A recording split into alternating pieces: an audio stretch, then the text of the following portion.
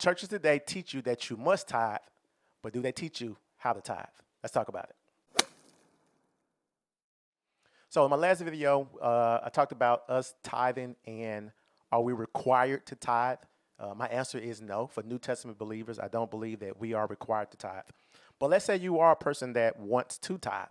Then I would say, well, how do I do that? How do I go about tithing? You say, what do you mean? How do you go about tithing? You just give 10%. Yeah, but how does it work? So a lot of times you have churches that would teach that they will teach or force you to tithe, and they would use Malachi chapter 3 as a reason why you should tithe. Now, again, I don't believe that we're required to tithe, and then I know there are people who talk about the law first mentioned because tithing was mentioned before the law, then it's required that we should still tithe. All right, cool. Let's ride with that. So let's say you are required to tithe. Let's just go with it.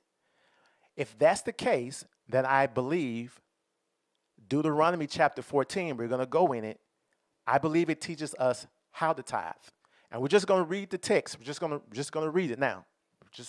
Let's just go with it. And so this would be me. Again, I'm not a financial advisor. I am a life insurance producer.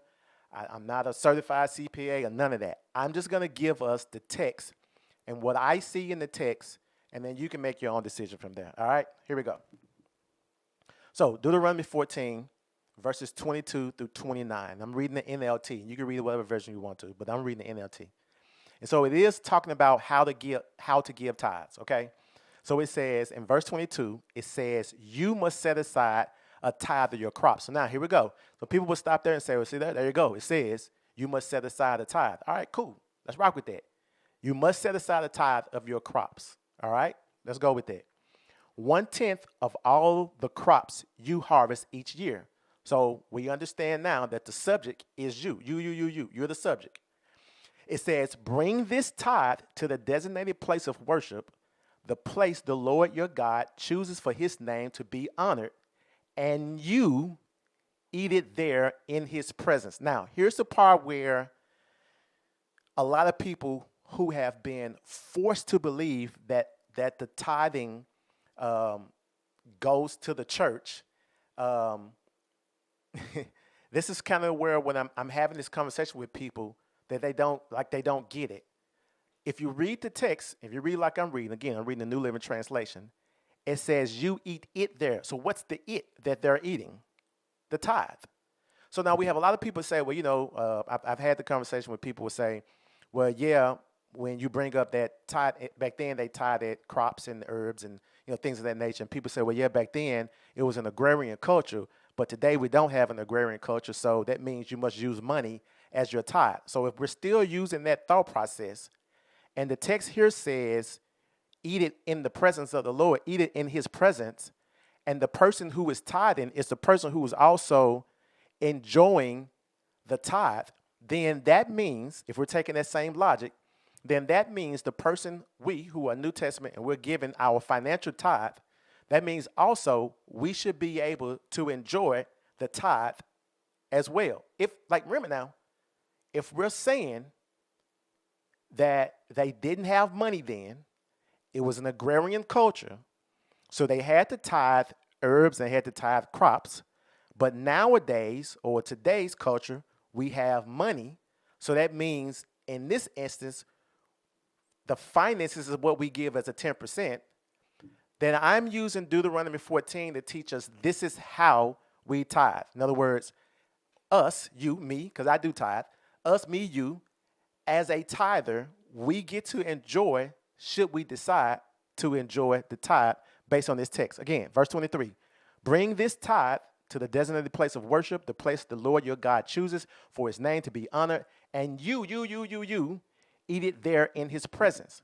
This applies to your tithes of grain, new wine, olive oil, and the firstborn males of the flocks and the herds.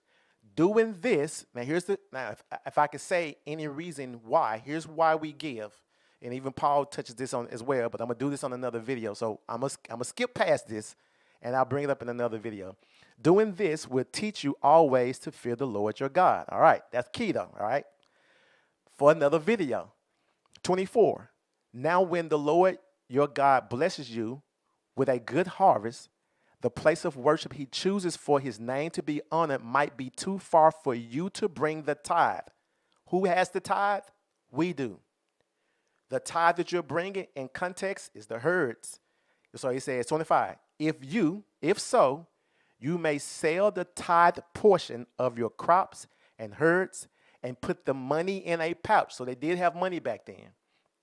Put the money in a pouch and go to the place your God has chosen. When you arrive, you may use the money to buy any kind of food you want, cattle, sheep, goats, wine, or other alcoholic drinks. Then you feast there. Then feast there. You was not in the context. Then feast there in the presence of the Lord your God and celebrate, check this out, with your household. So, if we're saying and we're forcing people to tithe, not allowing them within their hearts to make a choice about tithing, forcing them to tithe. If we're forcing them to tithe, or we're really hammering down on them about giving 10%, then how about we teach them to give 10% this way?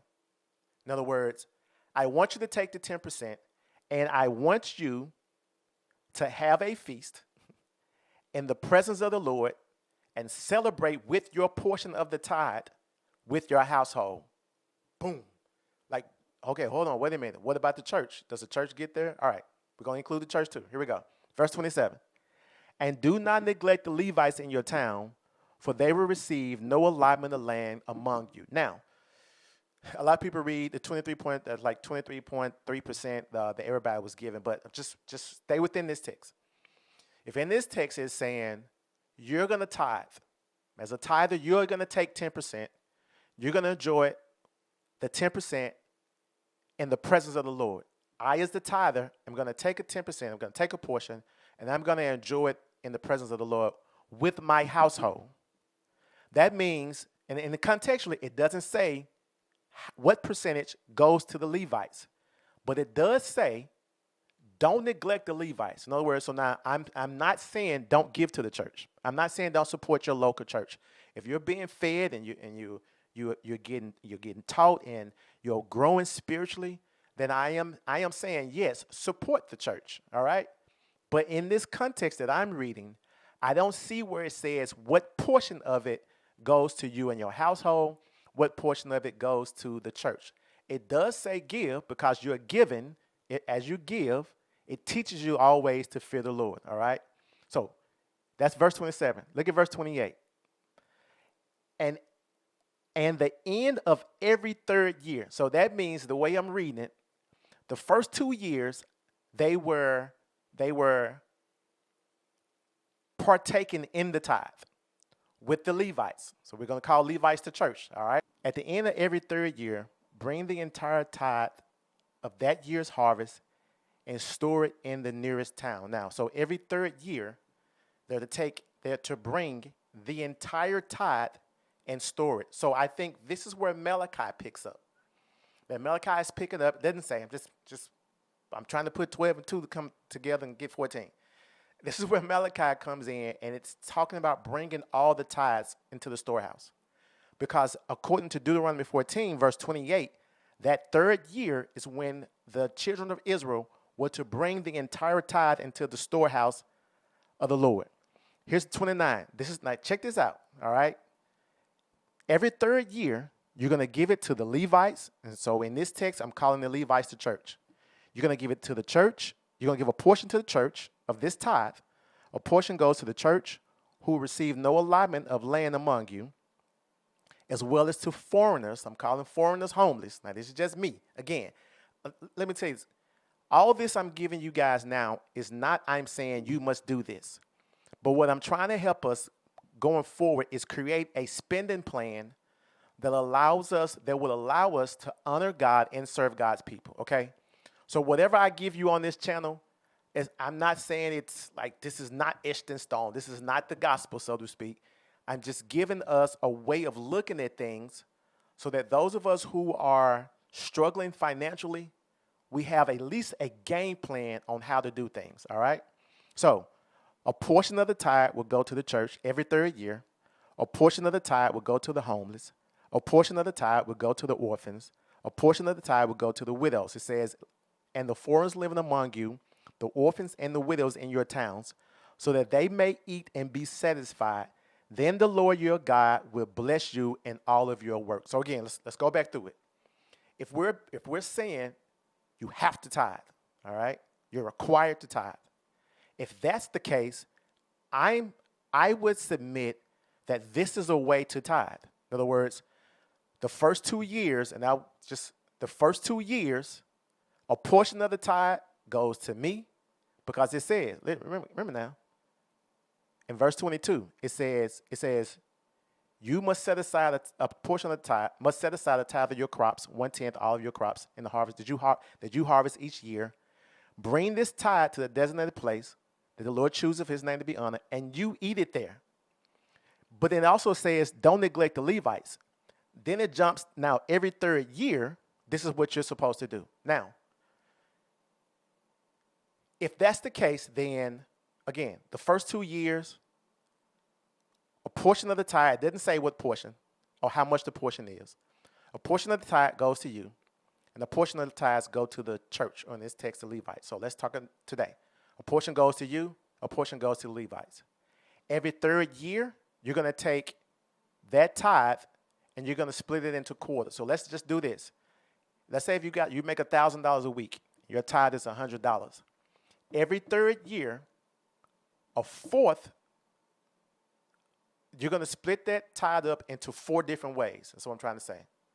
So again, $1,000 is your tithe. $1,000 is what you make every week. You're going to take $100, that's your tithe. $25 will go to the church. $25 will go to the homeless. $25 will go to the widows. $25 will go to the Levites. Will go to the orphans, all right? That's every third year. The first 2 years, a portion of that tithe goes to you, and a portion of that tithe goes to the church. How much? That's a good question. The text doesn't say, but I have an answer that I'll talk to you in the next video. So make sure you subscribe. Make sure you hit the bell notification so you can get that video coming soon. All right, peace. Salute to you.